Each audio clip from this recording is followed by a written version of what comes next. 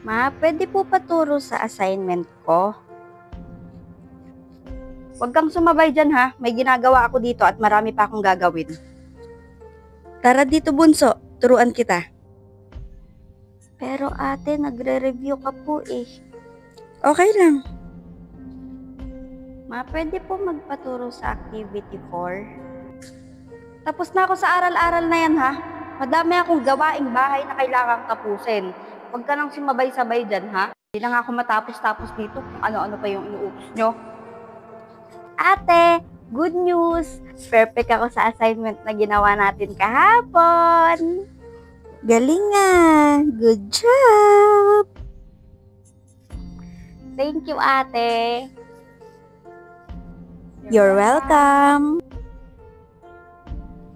Ay na, yung activity 4 mo, lahat mali. Kailangan mong magpaturo dito para mas maintindihan mo. If wala naman, ako na lang magtuturo sa'yo ha, para magkaroon ka ng improvement. Thank you po, ma'am.